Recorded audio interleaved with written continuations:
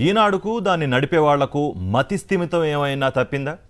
ఎక్కడికి పోతున్నారు వీళ్ళు? అసలు ప్రభుత్వాన్ని వ్యతిరేకించాలంటే ఇదేనా పద్ధతి? ప్రభుత్వ భవనాల్ని ప్రభుత్వం తన అవసరాల కోసం వాడుకుంటే దాన్ని సర్కారు వారి కబ్జా అని రాయడానికి సిగ్గుండక్కర్లా? అదేమైనా ప్రైవేటు వాళ్ల భవనమా లేక రామోజీరావు సొంత ఆస్తిన?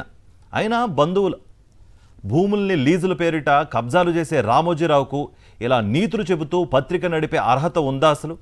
విశాఖలో మిలీనియం టవర్స్కు సంబంధించి శుక్రవారం పతాక శీర్షికల్లో ఈనాడు వండివార్చిన కథనంలో వీసమెత్తైన నిజం ఉందా? ఎందుకింత అక్కసు? ప్రభుత్వాన్ని నడిపేది మీ వాడు కాకపోతే మరి ఇంతలా దిగజారిపోవాలా? రాష్ట్రంలో ఎన్నికల సమయం దగ్గర పడుతున్న కొద్దీ ఈనాడు సహా ఎల్లో మీడియా ఆక్రోశానికి హద్దులు లేకుండా పోతోంది. చంద్రబాబు పాలనతో పోలిస్తే విశాఖపట్నంలో గడిచిన 4.5 ఏళ్లుగా ఐటీ రంగం వేగంగా విస్తరించినా దాన్ని మరుగున పరుస్తూ యువతలో విషబీజాలు నాటడమే లక్ష్యంగా ఈనాడు శుక్రవారం విషం కక్కింది. మిలీనియం టవర్స్లో ఉన్న ఐటీ కంపెనీ క్యాన్డ్యువెంట్ అక్కడే కొనసాగుతుండగా ఖాళీగా ఉన్న ప్రాంతాన్ని ప్రభుత్వం తన కార్యాలయాల కోసం వాడుకోవాలని సంకల్పించింది. కానీ క్యాన్డ్యువెంట్ను ఖాళీ చేయమని నోటీసులు ఇచ్చారని, అది హైదరాబాద్కు వెళ్లిపోతోందని ఎల్లో బ్యాచ్ ఫేక్ ప్రచారానికి దిగింది. దీంతోపాటు హెచ్ఎస్బీసీ వంటి కంపెనీలు విశాఖ నుంచి వెళ్లిపోయాయని, కొత్తవి ఇంకెక్కడ వస్తాయని ప్రశ్నిస్తూ కథనాన్ని వార్చేసింది. నిజానికి కాన్డ్యువెంట్ అక్కడే ఉంది. దానికి నోటీసులు ఇవ్వడం అనేది పచ్చి అబద్ధం. కేవలం ఎల్లో మీడియా సాగించిన ఫేక్ ప్రచారం.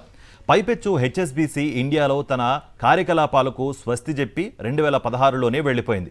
కాకపోతే వీటన్నింటినీ వైఎస్ జగన్ ప్రభుత్వానికి అండగడుతూ ఎల్లో మీడియా సాగిస్తున్న విష ప్రచారమే యువతకు అత్యంత ప్రమాదకరం. ఐటీ సంస్థల కోసం చంద్రబాబు నాయుడు మిలీనియం టవర్స్ నిర్మిస్తే దాన్ని వేరే అవసరాలకు ముఖ్యమంత్రి జగన్ వాడుకుంటున్నారని, ఇది ఐటీ అభివృద్ధికి అడ్డంకి అని ఈనాడు వాపోయింది. నిజానికి టవర్ ఏ, టవర్ బి పేరిట ఉన్న రెండింటిని మిలీనియం టవర్స్ పేరుతో పిలుస్తూ ఉంటారు. దీనిలో ఒకదాన్ని కూడా చంద్రబాబు పూర్తి చేయలేకపోయారు. వైఎస్ జగన్ ప్రభుత్వం అధికారంలోకి వచ్చాక 60 కోట్లకు పైగా నిధులు వెచ్చించి అసంపూర్తిగా ఉన్న టవర్ ఏను పూర్తి చేయడమే కాక కొత్తగా టవర్ బిని నిర్మించింది. టవర్ బి ఈ ఏడాదే పూర్తయింది. ప్రస్తుతం ఖాళీగా కూడా ఉంది.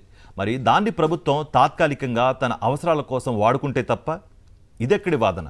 ప్రభుత్వ విభాగానికైనా లేకపోతే ప్రభుత్వ విద్యా సంస్థలకైనా ప్రత్యేక భవనాలు నిర్మించే పరిస్థితి లేకుంటే తాత్కాలికంగా అందుబాటులో ఉన్న భవనాలు కేటాయించడం తప్పేలా అవుతుంది?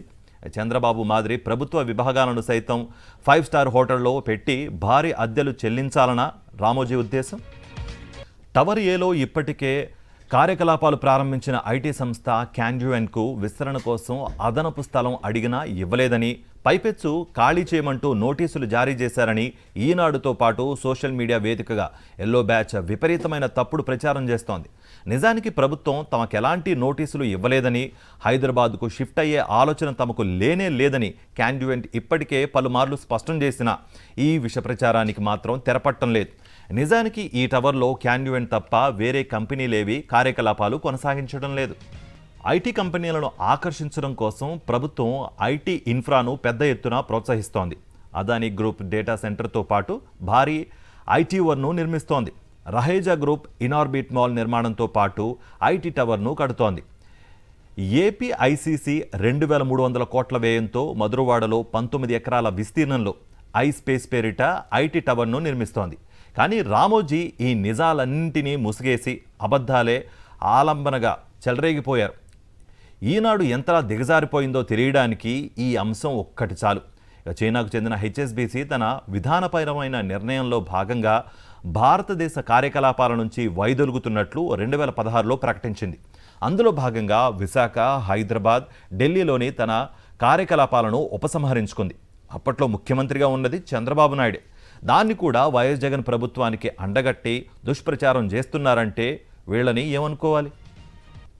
కంపెనీలు వెళ్ళిపోవటమే కానీ కొత్తవి రావడం లేదంటూ ఆక్రోశించారు రామోజీ.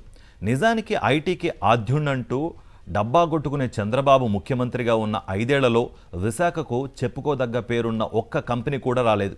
కానీ ఈ ప్రభుత్వం బీచ్ డెస్టినీ పేరిట ఐటీ కంపెనీలను విశాఖకు రప్పించే ప్రయత్నాలు చేస్తోంది. ఇందులో భాగంగా ఇన్ఫోసిస్ ఇప్పటికే డేటా సెంటర్ను ప్రారంభించగా, విప్రో డేటా సెంటర్ను ప్రారంభించడానికి వీలుగా విశాఖలో పనిచేయడానికి ఆసక్తి ఉన్న ఉద్యోగుల సమాచారాన్ని సేకరిస్తోంది. ఇక అమెజాన్, బీఈఎల్, ర్యాండ్స్టాండ్ వంటి సంస్థలు ఇప్పటికే కార్యకలాపాలు ప్రారంభించాయి. మరికొన్ని సంస్థలు రాష్ట్ర ప్రభుత్వంతో చర్చలు జరుపుతున్నాయి. చంద్రబాబు హయాంలో రాష్ట్రంలో 24,350 మంది ఐటీ ఉద్యోగులుండగా ఇప్పుడు ఆ సంఖ్య 53,850కి దాటింది. ఇక ముఖ్యమంత్రిగా వైఎస్ జగన్ ఉన్నంత కాలం రామోజీ ఈ వాస్తవాలు కనిపించవు.